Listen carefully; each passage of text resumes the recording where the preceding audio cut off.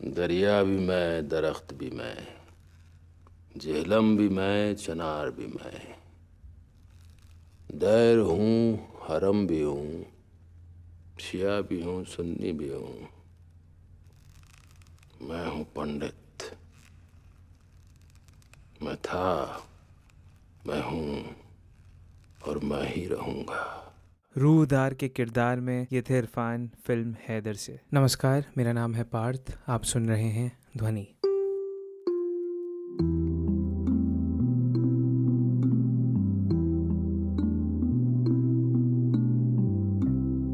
जिन परिस्थितियों से हम और पूरी दुनिया के लोग आज गुजर रहे हैं वो बहुत दुखदाई है। इन मुश्किलों में हमें इंसानियत की और ज़्यादा ज़रूरत है, हमेशा से ही थी, पर शायद ये माहौल एक अवसर है अपने आप को बेहतर बनाने के लिए। इन गमगीन हालातों में हमारी भारतीय फिल्म इंडस्ट्री ने 2020 में बहुत सारे कलाकारों को भी खो दिया। कन्नड़ा फिल्मों के actor Chiranjeevi Sarja, Malayalam film maker साची केआर सचिदानंदन और हिंदी फिल्मों से संगीतकार वाजिद खान, फिल्म मेकर बासु चैटर्जी और एक्टर्स जगदीप, ऋषि कपूर, सुशांत सिंह और इरफान ने हमें अलविदा कह दिया। कई और ऐसे टीवी और सिनेमा के कलाकार हैं जिनको हम पहचानते हैं पर शायद नाम नहीं जानते उनके, जैसे शफीक अंसारी, मनमीत ग्रेवाल, सचिन कुमार, मोहित बघेल, प्रेक्षा मेहता, योगेश गौर, साईं गुंडेवर, जगेश मुकाती और रतन चोपड़ा का भी हाल ही में निधन हुआ है। हम इन कलाकारों को अक्सर दूर से देख पाते हैं पर शायद कहीं ना कहीं उनके किरदारों की वजह से हमें ऐसा लगता है कि हम उन्हें पर्सनली जानते हों, और शायद यही प्रतिभा है एक अच्छे कलाकार की। आज जो भी हम न्यूज़ में देख रहे हैं और नेपोटिज्म से लेके फेवरेटिज्म का जो सारा विवाद है, समझना मुश्किल हो जाता है कि कौन सही है कौन गलत है। अभिनय की इस कला पर एक सीधा और सच्चा संवाद करने की कोशिश है जहां हम अपना अनुभव और नजरिया आपके सामने रखना चाहते हैं। शौर्यवर्धन सिंह और नमन अग्रवाल, जो एक दूसरे को जानते भी नहीं हैं, उन दोनों ने इरफान की डिमाइस के जस्ट बाद मुझे इस चर्चा को करने के लिए प्रेरित किया, ये समझने के लिए कि इरफान का जाना हमें इतना बुरा क्यों लगा। ये डिस्कशन इरफान की मृत्यु के 2 दिन बाद रिकॉर्ड किया गया था और हमें तब पता भी नहीं था कि अभी इतना कुछ हो जाएगा। हम तीनों का नजरिया, पसंद और सोच सिनेमा और अभिनय को लेके काफी मिलती जुलती है, तो हमने ये कोशिश करी है समझने की हमें ऐसा क्या अच्छा लगता था इरफान में, इरफान के काम में। थोड़ी सी बातें इंडस्ट्री की हैं, ऑडियंस की हैं, और सबसे इम्पोर्टेंट कि कितना पोटेंशियल है ऐसे कई उन कलाकारों का जिन्हें हम वक्त पे पहचान नहीं पाते हैं शायद। ये सारी बातें हमारे अपने निजी विचार हैं, हमारे खुद के अनुभव हैं, कोई सामान्यकरण नहीं है। हो सकता है आपको कुछ बातें रिलेटेबल लगें, अगर ऐसा हो तो मुझे जरूर बताएं। आपकी सोच को भी इस पॉडकास्ट के माध्यम से औरों तक पहुंचाने की पूरी कोशिश रहेगी। शो के एंड में मेरे पास इरफान के कुछ बहुत ही बेहतरीन टीवी शोज और मूवीज के रिकमेंडेशंस हैं जो शायद आपको ना पता हो, तो एपिसोड को अंत तक जरूर सुनिएगा। आगे बढ़ने से पहले मेरी आपसे एक छोटी सी गुजारिश है, जहां भी आप इस पॉडकास्ट को सुन रहे हो वहां फॉलो, सब्सक्राइब, फेवरेट या लाइक जरूर कर दें, जिससे हर हफ्ते आने वाले एपिसोड का नोटिफिकेशन आपको मिल जाया करे।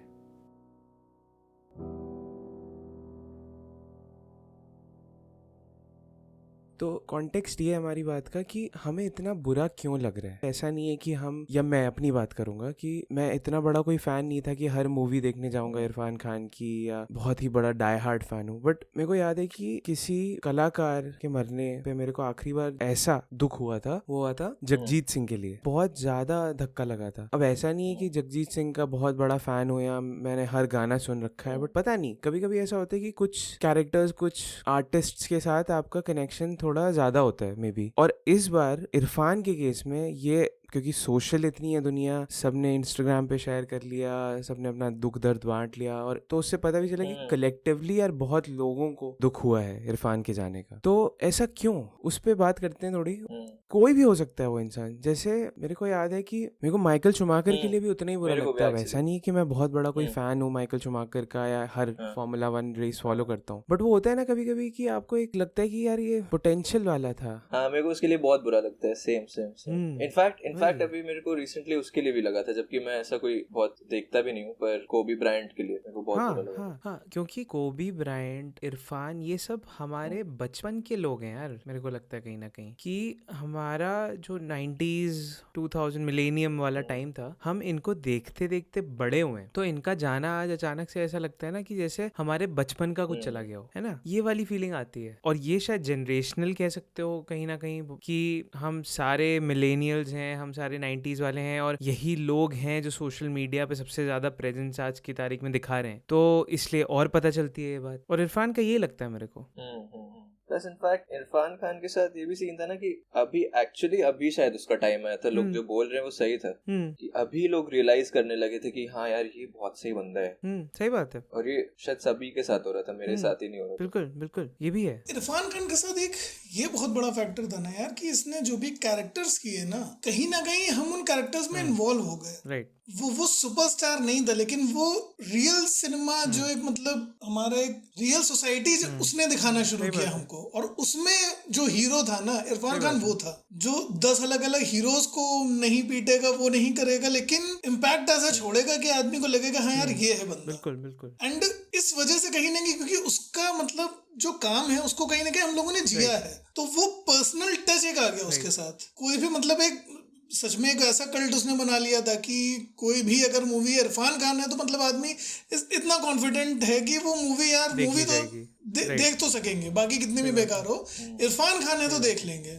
एग्जैक्टली। अगर देखा जाए तो कैरेक्टर्स, एक्टर्स कौन बनाता है? राइटर्स, डायरेक्टर्स, इतने सारे लोग हैं जो फैसिलिटेट कर रहे हैं, ये तो अकेले का काम तो नहीं है ना किसी का। तो मैं ये भी सोच रहा था कि what we like in these people are basically their choices. अब अपने इंडियन एक्टर्स हैं जो वो हॉलीवुड में भी मूवीज कर रहे हैं जाके, अनिल कपूर ने काम किया, प्रियंका चोपड़ा काम करी, तो basically they choose to do it. ऐसा तो है नहीं कि इंडिया में काम ना हो। एक जगह अपने अनिल कपूर हैं who chooses to do roles in Mission Impossible जैसा रोल किया था, या स्लमडॉग मिलियनेयर में जैसा रोल किया था। तो होता है ना कि आप चूज भी कर रहे हो। तो मेरे को लगता है इरफान खान उसमें में उसकी जो चॉइसेस हैं वो बहुत मैटर करती हैं। जैसे ही मैंने न्यूज पढ़ी इरफान की, मेरे को सबसे पहले मकबूल याद आई, क्योंकि मकबूल एक ऐसी मूवी लगती है मेरे को जिसने मेरे को बहुत अफेक्ट किया था। I was so sad after watching that movie कि मैं 3-4 दिन तक सोचता रहा उसके बारे में, उस मूवी के बारे में कि यार क्या दिखाया ये। और डेफिनेटली उसमें इरफान की जो एक्टिंग है ना उसका बहुत बड़ा रोल है, सभी की एक्टिंग का। खैर तब्बू, पंकज कपूर और सब उसमें दिग्गज लोग हैं एक से एक, बट इरफान खान का वो शायद पहला ऐसा मेरे को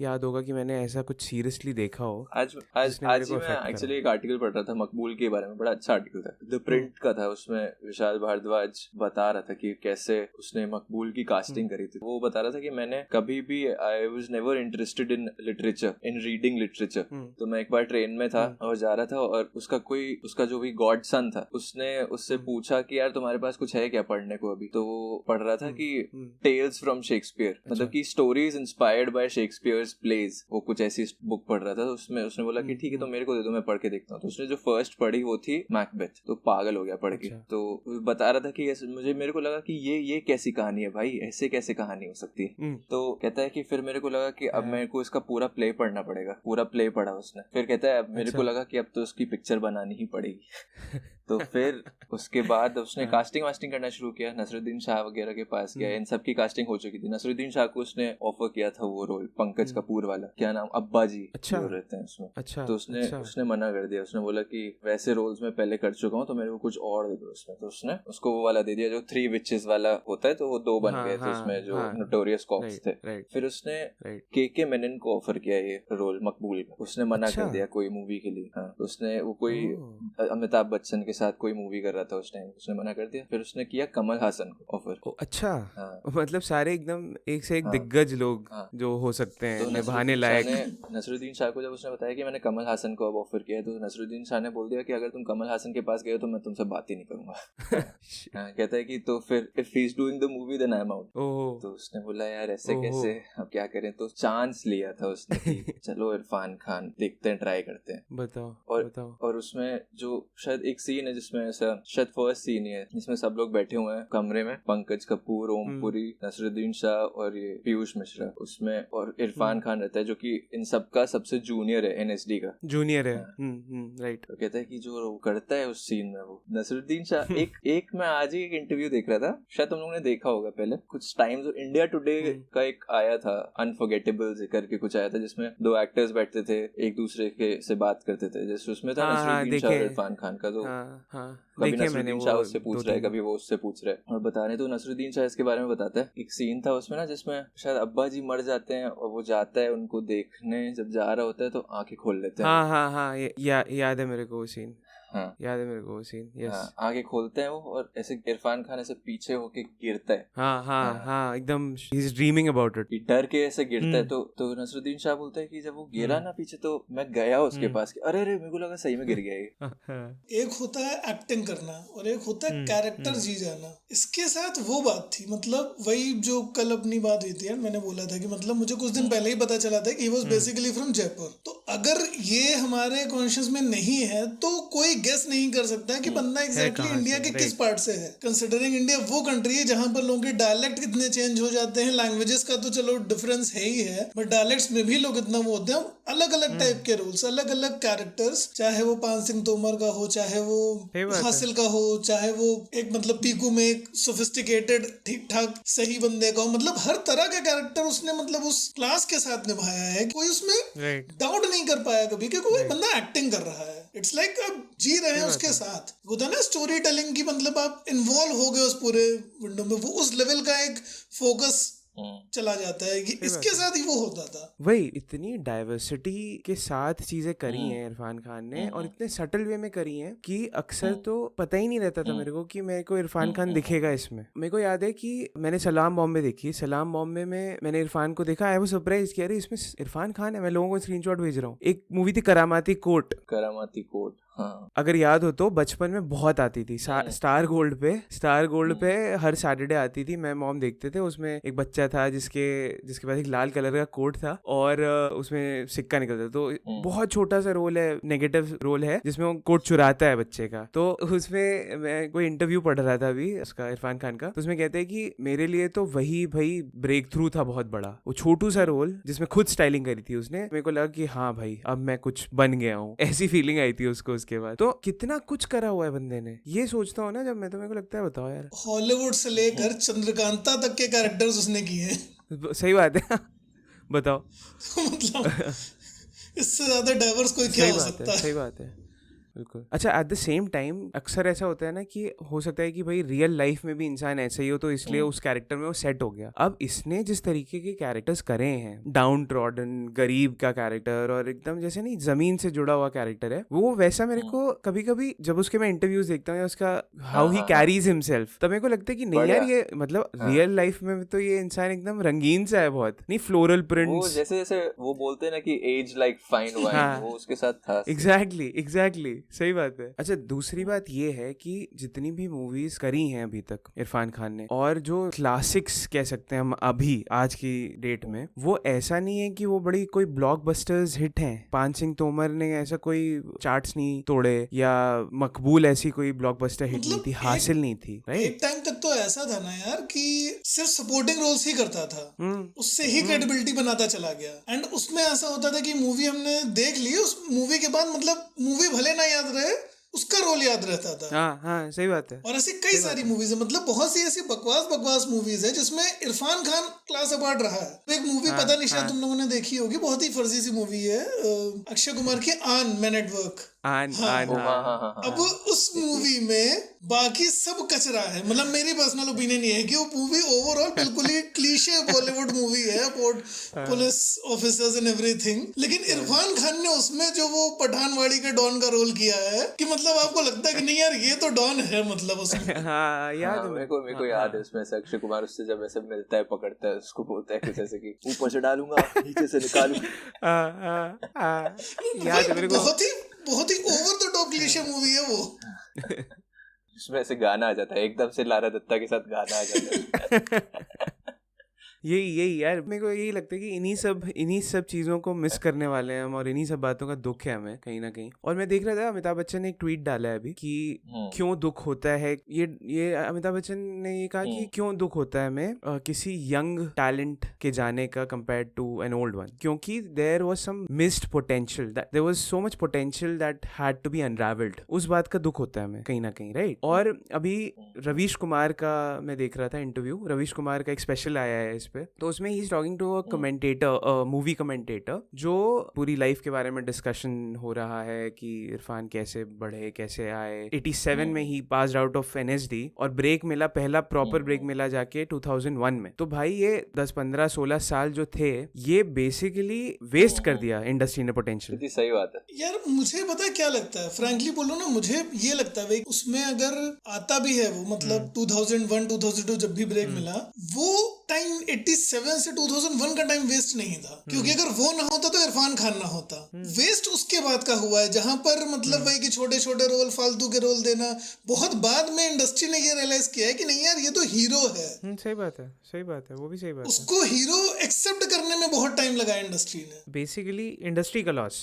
बहुत सारे ऐसे रोल्स थे जिसको अगर इरफान खान ने कर दिया होता तो वो शायद अलग लेवल पर चले गए होते। बिल्कुल बिल्कुल। And उससे सोचो कि मतलब वो इंडिया में इतना प्रोमिनेंट फेस नहीं था जितना ज्यादा वो हॉलीवुड में होने लग गया था। मतलब अगर एक ब्राउन एक्टर उनको चाहिए था इंडियन बैकग्राउंड से, या इवन सब कॉन्टिनेंट से अगर उनको बनना चाहिए था, तो I guess the first name was Irfan Khan. Right, सही बात है। और बड़े बड़े डायरेक्टर्स के साथ काम किया। एंड सबसे मतलब मेरे हिसाब से, मेरा एक पर्सनल वो कि सबसे ज्यादा जो चीज चुभ रही है ना उसके जाने का, कि यार कहीं ना कहीं देखो पर्सनली तो हम उसको जानते नहीं थे।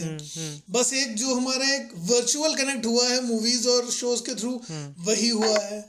लेकिन उसमें एक ये बहुत बड़ी बात थी ना कि कहीं ना कहीं जब आदमी ईमानदारी से काम करता है ना, तो उसकी नीयत उसके काम में दिखती है। हाँ, वो बिल्कुल बहुत बड़ी बात है। इरफान खान की ईमानदारी उसके कान में दिखती थी। बिल्कुल बिल्कुल। मतलब आप उसके साथ आप फील करते, आपको लगता था कि नहीं यार ये बड़ा सुलझा हुआ, बड़ा एक साफ दिल का इंसान है, क्योंकि इतना अच्छा काम एक करप्ट इंसान नहीं कर सकता। मतलब मुझे ऐसा लगता है, हर किसी की अपनी वो हो सकती है, पर मुझे ऐसा लगता है कि ये इतना साफ नहीं हो सकता। बिल्कुल बिल्कुल यार, नेगेटिव रोल कर रहा है तो यार इतना नेगेटिव लगेगा ना कि उससे मतलब विलन है एकदम, पूरा एकदम, हाँ पूरे का पूरा वो वैसा ही लगेगा, उस कैरेक्टर में एकदम रम जाएगा वैसा वाला बंदा। और डाइवर्सिटी की बात कर रहे थे हम कि इतने डाइवर्स रोल्स करें, इतनी सारी मूवीज करी। अब मेरा तो क्या सीन है कि ये सब यार मूवीज उस टाइम पे आई थी ना जब हम बच्चे थे, शायद समझने लायक थे नहीं कहीं ना कहीं ये सब चीजें। तो मकबूल मैंने क्यों देखी इतना लेट, अभी देखी मैंने मकबूल, हार्डली हुआ होगा 3-4 साल या 5 साल हुआ होगा मेरे को, क्योंकि बचपन में ये सब टॉपिक्स तो सर के ऊपर से निकल जाएंगे ना यार। देखोगे इतना कोल्ड ब्लडेड मर्डर दिखा रहे हो अगर आप किसी को।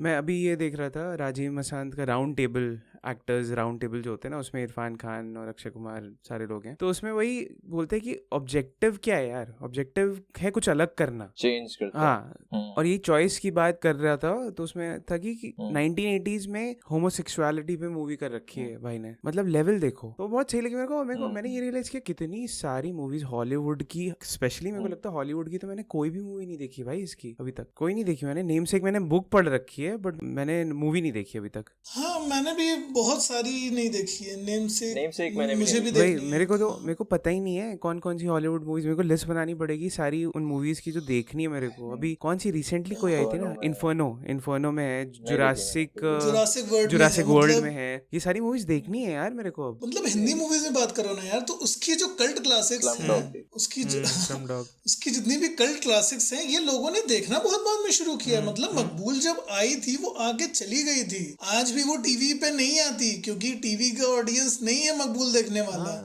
हासिल थी, मकबूल थी, ये जितने भी कैरेक्टर्स इसने किए हैं, कोई नहीं पूछता। रियलिज्म नहीं चाहिए होता है ना किसी को यार। हाँ, वही यूट्यूब पे मिलती है सब। एग्जैक्टली। एंड मैंने ये मूवी बहुत बाद में देखी थी। एंड जब मैंने वो मूवी देखी थी, आई वाज लिटरली अमेज्ड यार, मतलब ये क्या क्रिएट करी है, क्रिएट करा है, ये मूवी नहीं बनाई है। अच्छा, और इनका जो सारा बैच है, वो जो पूरा खेप था इनका NSD के टाइम वाला, या NSD का जो नहीं भी था बट उस टाइम का था, तिग्मांशु धुलिया है, संजय मिश्रा है, सारे जितने एक्टर्स, डायरेक्टर्स, ये सारे लोग थे, कहीं ना कहीं सब लोग यही काम कर रहे हैं अभी, रियलिस्टिक सिनेमा बनाने की कोशिश कर रहे हैं अपना। विशाल भारद्वाज उसी टाइम काफी एक्टिव होना शुरू हुआ था, अनुराग कश्यप, के मेनन, ये सब उसी बैच के हैं ये सारे लोग। और कितना टाइम लग गया इन लोगों को, इन्होंने ही तो इंडस्ट्री बदली है भाई। फाइनली यही तो कंटेंट ड्रिवन सिनेमा वापस लाए हैं इंडस्ट्री में। जितने सुजीत सरकार, 10-20 साल लग गए इन लोगों को। हाँ, टाइमिंग का खेल है वो। अब जैसे जिस टाइम पे आया वो, जिस टाइम पे ऐसे राइप हुआ इरफान खान, उस टाइम पे वही बता रहा था खुद ही कि जब हमने देखा नसरुद्दीन शाह को एक्टिंग करते हुए तो हम लोग को लगा अच्छा ऐसी भी एक्टिंग कर सकते हैं, मेरा काम चल जाएगा इधर। पर जब मैं आया सीख के, तो फिर टाइम आ गया अक्षय कुमार, सुनील शेट्टी का। स्टाइल बदल चुका था तब तक इंडस्ट्री का, सही बात है। तो अब लोगों को वो देखना था, तो फिर ऑब्वियसली फिर मैं वो नहीं कर सकता था। और यार जब आपकी लोग मिमिक्री करने लगे ना, मतलब आपने कुछ तो नया कर दिया, जो स्टाइल है भाई की वो इतनी पिक्यूलियर है और इतना इतना सरप्राइजिंग है, मैं तो कहता हूँ बहुत वे में। क्योंकि अब जैसे ये मूवी है जिसमें वो शायर बना है, ठीक है, दिल टूटा हुआ शायर बना हुआ है, उसमें भी वही स्टाइल कंसिस्टेंट है, ठीक है, बट शायरी भी कर लेगा उसी में वो विलन भी बन जाएगा। तो बिना स्टाइल के बनी नहीं सकती ना। वही मैं बता रहा हूँ कि मेरे को ये सबसे कमाल की बात लगती है कि यार एक ही जैसे तरीके से आप इतने सारी कैसे चीजें कर लेते हो कि शायर भी बन गए, विलन भी बन गए, आशिक भी बन गए। तो ये मेरे को बहुत ही सही लगता है इरफान खान का। उसका एक अपना अंदाज रहता है। बेसिकली यही इंटेंट थी कि हम ये डिस्कस करके पता लगाएं कि हमें क्यों इतना दुख है और हमने कौन सी मूवीज नहीं देखी हैं अभी इरफान की। शायद वो मूवीज हमें जाके देखनी चाहिए अब समझने के लिए इस एक्टर के टैलेंट को। और जो कुछ भी आपको समराइज करना है तो लेट्स डू दैट। मकबूल मुझे देखनी, मैंने मकबूल नहीं देखी। मैं बस वही एक जो इनिशियली एक शायद बात करी थी बट उस पर ज्यादा डिस्कशन नहीं हुआ था कि क्या मिसिंग रह गया, क्या रह गया। मतलब उस पर मैं एक चीज बोलना चाहूंगा कि आई रियली फील, जो सबको पता है कि मतलब बहुत कुछ हम देख सकते थे, तो इस टाइम पे जब इतना कंटेंट ड्रिवन सिनेमा बॉलीवुड को एक तरह से धीरे धीरे डोमिनेट कर रहा है, ऐसे में इरफान खान का बहुत क्रिटिकल रोल होता है हमारी इंडस्ट्री को आगे ले जाने। सही बात है। मतलब इट्स लाइक फ्यू कोलैबोरेशंस जो मतलब एक अमेजिंग में छोटा ही वर्ड होगा, अगर अनुराग कश्यप और इरफान खान कभी किसी मोमेंट पे कोलैबोरेट करते या इस तरह के कोई कोलैबोरेशंस होते तो मतलब पाथ ब्रेकिंग होता वो इंडियन सिनेमा के लिए। बिल्कुल missed opportunities. Deserved an Oscar, मतलब ये बात थी, ही डिजर्व्ड एन ऑस्कर, एंड अगर रहता तो शायद एक दिन जीतता। सही बात है, हो सकता है। और यार ऑस्कर का तो खैर गेम ही अलग है बहुत वे में, तो वो है। लेकिन यार वही बात है ना कि अब जैसे वही बात है ना कि खुद ही को कर बुलंद इतना, तो वो इरफान खान हो चुका था इतना बुलंद कि फिर इन सबसे परे हो ही जाना था। जब इंडिया में जब इतना घटिया एक लोगों का एक टेस्ट था एक टाइम पे, उससे उभर के जब लोग इरफान खान के फैन हो गए तो फिर वो तो फिर भी छोटी बात थी। सही बात है। और the reason you guys asked me to do this discussion for the podcast was specifically because हमें बहुत बुरा लगा, genuinely, just not for sharing on Instagram. इतना कहाँ लगता है बुरा यार, ऐसे बहुत लोग मरते हैं यार। एक्चुअली इतना किसी के लिए फील भी नहीं हुआ। वही तो वो भी एक चीज है कि क्यों बुरा लग रहा है इतना। ये सबको एक पर्सनल लॉस फील हुआ है, एक पर्सनल लॉस। जैसे फैमिली में कभी कोई इस तरह की मिस हैपनिंग होती है ना, तो जो असर डालती है, मतलब एक तो होता है कि फैमिली ठीक है बुरा लगता है, और एक होता है कि वो दर्द होता है अंदर, वो दर्द था लोगों के अंदर। हाँ एग्जैक्टली। एक इस पे मतलब पिक्चर्स का एक डायलॉग मुझे याद आया था। मतलब पिक्चर्स में वो बंदा एक डायलॉग बोलता है कि हम यहाँ से जब चले भी जाएंगे ना तो भी हमारा काम जरूर लोग याद करेंगे। सही बात है। वही है इस समय तो इरफान खान से ज्यादा ये डायलॉग मतलब किसी पे फिट नहीं होता। सही बात है। ऋषि कपूर जो कि इतना बड़ा एक सुपरस्टार रहा है, कहीं ना कहीं देखो तो उसकी डेथ को भी इरफान खान की एक दिन पहले की डेथ में ओवरशैडो कर दिया। सही बात है। Obviously it was very sad to lose him as well. मतलब उसका भी कंट्रीब्यूशन बहुत रहा इंडियन सिनेमा में सब कुछ, but at the same time Irfan Khan के लिए तो वही बात है, यही एक डिफरेंस है। दुख हमें हुआ जनरेशनल, वही है कि हमारी जनरेशन ऋषि कपूर के लिए दर्द, लेकिन इरफान खान के लिए हाँ राइट। वही मेरे को लगता है कि कहीं ना कहीं जनरेशनल भी हो सकता है थोड़ा, कि हमारी generation was more habitual to Irrfan Khan than Rishi Kapoor. Rishi Kapoor को भी हमने देखा है बट उतना वैसे नहीं फॉलो किया जैसे इरफान खान को किया है। अच्छा, फिर दूसरी बात है कि जनता चाहती क्या है, इसमें तो क्या ही किसका कंट्रोल है, बट हाँ तो वही अब इस डिस्कशन के पीछे हमारा मकसद यही है ना कि शायद लोगों को सेंसिटाइज कर दे हम थोड़ा, जिनको नहीं भी पता हो इरफान खान के बारे में, वो शायद थोड़ा समझे इरफान खान को, बिल्कुल उसके टैलेंट को, जाके देखे मूवीज और देखे कि क्या डिफरेंस क्रिएट किया है यार बंदे ने इंडस्ट्री के लिए, और कितना कुछ करा जा सकता है, उसे मोटिवेशन मिलेगा लोगों को। The industry gets inspired from it. Exactly. और इरफान तो दूसरा नहीं है, लेकिन इरफान की लीग वाले अगर 2-4 भी आ जाएं तो मतलब बिल्कुल यार, बिल्कुल रीडिफाइन हो जाएगी industry. Let's hope for the best and I really pray कि बेटर हो जाए चीजें। सही बात है। और यार मेरे को तो लगता है कि मूवीज के अलावा कितना टीवी कंटेंट मेरे को देखना है यार इरफान का, क्योंकि टीवी में इतना 10-15 साल जो काम किया है वो कहाँ है। हाँ मतलब बहुत वैरायटी के रोल्स उसने उस टाइम में भी किए, छोटे छोटे स्टार बेस्ट सेलर्स में कुछ उसने रोल स्टार किए बेस्ट हैं। सेलर्स में आता था। हाँ स्टार बेस्ट सेलर्स याद है मेरे को। तुम लोग को याद होगा, बनेगी अपनी बात, उसमें आता था। बनेगी अपनी बात में आता था, राइट। हाँ मेरे को याद है, थोड़ा सा धुंधला धुंधला याद है मेरे को। अगर ऐसे याद हो ना, ऐसे ग्रे कलर का उसका बैकग्राउंड होता था और BAB लिख के आता था, बड़ा बड़ा BAB, बनेगी अपनी बात। वही है। इरफान खान हमारे सबकॉन्शियस में बैठ गया है। बात ये है कि वो हमने उसको कैरेक्टर जी लिया है ना, तो वो हमारी मेमोरी के सबकॉन्शियस में है। सही बात है। हाँ यही है कि अब कहाँ कहाँ क्या क्या इकट्ठा करना है, उसकी एक लिस्ट बनाते हैं, ढूंढते हैं कौन कौन सी मूवीज करी हैं, कौन कौन से शोज करे हैं, लिस्ट पूरी एक बनाते हैं। और कहाँ कहाँ मिलेगा यार, for the listeners I think it is important we let them know कि कहाँ देख सकते हैं आप जाके इरफान की मूवीज। यूट्यूब पे मिलेगा बहुत सारा। हाँ ऑब्वियसली यूट्यूब पे बहुत कुछ पड़ा हुआ है, क्योंकि वो ये अनुराग कश्यप वाला है ना कि मेरी मूवीज यूट्यूब पे अल्टीमेटली जब जाती हैं तभी लोग देखते हैं, क्योंकि लोगों को नहीं देखना रियलिस्टिक कंटेंट, नहीं देखना जाके सिनेमा हॉल्स में। तो मे बी धीरे धीरे करके OTT के थ्रू, नेटफ्लिक्स और इन सब के थ्रू धीरे धीरे लोगों में अब शायद जो वो सिंपल कंटेंट कंज्यूम करने की आदत पड़ी हुई है ना, उससे शायद निकलें लोग और थोड़ा अच्छी चीजें भी देखें। वही बात होती है ना कि जहाँ तुम्हारी सोच दम तोड़ देती है ना, वहाँ हमारा सवेरा होता है। एग्जैक्टली बड़ा मतलब ये पूरा अपने में एक, मेरे को लगता है ना, एक रिसर्च एरिया बन ये गया तो है। मतलब अब सच में रिसर्च करना जरूरी है कि उसने क्या क्या काम किया है 90s में।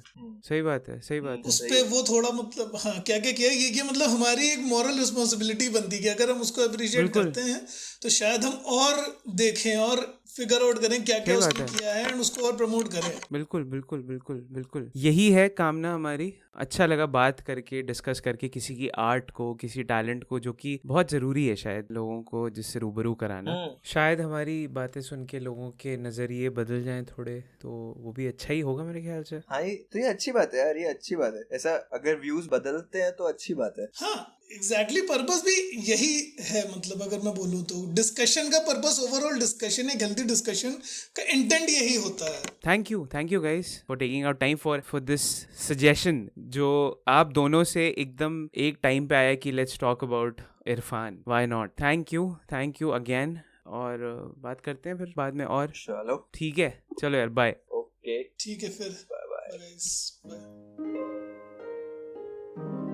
होपफुली आपको ये बातें अच्छी लगी हों और आपने रिलेट किया हो। जैसा कि मैंने शुरू में कहा था, मैं आपको इरफान के कुछ हिडन जेम्स के बारे में बताना चाहूँगा। तो पहला है किरदार। ये शॉर्ट स्टोरीज की एक टीवी सीरीज है 90s के दशक की। गुलजार का डायरेक्शन है और ओम पुरी प्रोटैगनिस्ट हैं हर कहानी में, और इरफान आपको बहुत सारे अलग अलग किरदारों में दिखेंगे। ये शो मुझे इतना प्यारा लगता है क्योंकि मुझे ऐसा लगा नहीं था कि लगभग 30 साल पुराने कंटेंट को देख के मैं उससे रिलेट कर पाऊंगा, पर किरदारों को इतनी बखूबी से निभाया गया है और कहानी को इस ढंग से कहा गया है कि आपके रोए खड़े हो जाएंगे। यूट्यूब पे आपको गुलजार द वर्सेटाइल पोएट नाम के एक चैनल पे इसके सारे एपिसोड मिल जाएंगे।